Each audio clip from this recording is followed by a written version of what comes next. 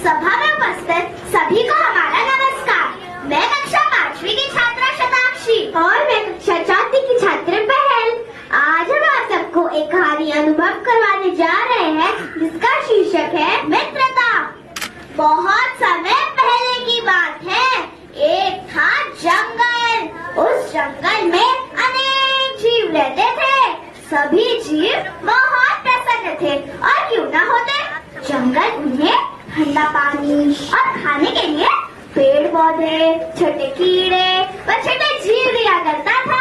वही एक पुराने कुएं में कुछ मेंढक रहा करते थे जो उस कुएं में बहुत प्रसन्न व सुरक्षित रहा करते थे, क्योंकि उस कुएं में किसी सांप या अन्य जीवों का आना असंभव था।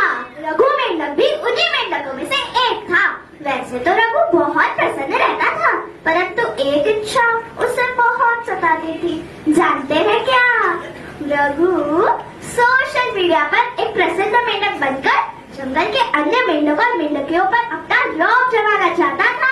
काश मेरे पास भी फोन होता तो मैं अपनी सुंदर सुंदर चित्र खींचकर सोशल मीडिया पर डालता और प्रसिद्ध हो जाता। और क्या पता एक दिन डायरेक्टर हाथी मुझे अपनी अगली फिल्म मेंढक झीला में हीरोइन क्यों बना देते। यही सपने मेंढक रोज देखा करता था। वही कुएं के पास एक सांप रहता था। वैसे तो मेंढक सांप का मनपसंद भोजन है, परंतु सांप उस कुएं के अंदर जाने का साहस नहीं कर पाता था और मन मार कर ही रह जाता था। सांप को रघु के सपने के विषय में भली भांति पता था। उसने एक योजना बनाई। क्या नाम है, इन सभी मेंढकों को सोशल मीडिया के जाल में फंसाकर एक एक करके खा जाओ।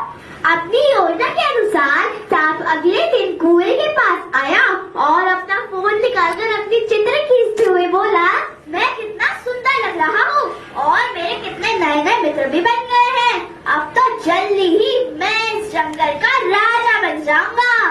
कितना आनंद आएगा। सांप की योजना के अनुसार रघु जल्द ही सांप से प्रभावित हो गया।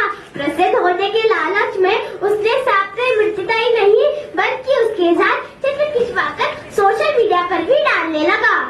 इसी दौरान सांप की इच्छा उस मेंढक को खाने की हुई, परंतु फिर मैं सोचने लगा क्यों ना इसी तरह मूर्ख बनाकर मैं सभी मेंढकों को कुएं से बाहर निकाल लूं। और एक और मेंढक को अपना सपना सच होता नजर आ रहा था और दूसरी ओर सांप भी उसे अपने जाल में फंसाने की पूरी तैयारी कर चुका था। इसी प्रयास में वह मेंढक से बोला, भाई रघु, पास ही नया तालाब खुला है, क्या ना हम कल वहाँ पिकनिक पर चले। वहाँ चित्र खींचकर सोशल मीडिया में डालेंगे तो अवश्य ही हमारे नए नए मित्र बनेंगे। क्या ना तुम कल वहाँ अपने अन्य मित्रों को भी ले आओ, पिकनिक का तो आनंद ही आ जाएगा। जब रघु ने यही बात अपने मित्रों को बताई तो वह फूले नहीं समाये, क्योंकि कहीं ना कहीं वह भी रघु की तरह प्रसिद्ध होने का सपना देख रहे थे। आखिरकार वह दिन आ ही गया जब सभी मेंढक सांप की पीठ पर सवार हो गए और सांप उन्हें सैर कराने लगा। रघु तथा अन्य मेंढक चित्र खींचने व खिंचवाने में व्यस्त हो गए। वही सांप को मौका मिल गया और वह एक एक करके मेंढकों को निगलने लगा। जब रघु का ध्यान मेंढकों की संख्या पर गया तब उसे समझने देर नहीं लगी। उसने बिना वक्त गवाए सांप से कहा, मित्र, मुझे अभी याद आया, पास के तालाब में मेरे मामा के बच्चे रहते हैं।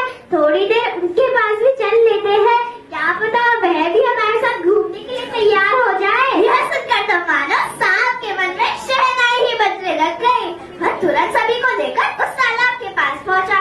तालाब किनारे पहुंचते ही वह शादी दावत के सामने देख ही रहा था कि रघु ने सभी को इशारा कर दिया और सब तालाब में कूद गए और सबकी जान बच गई। इस पूरी घटना से रघु को समझ आ गया कि सोशल मीडिया से अत्यधिक प्रभावित होना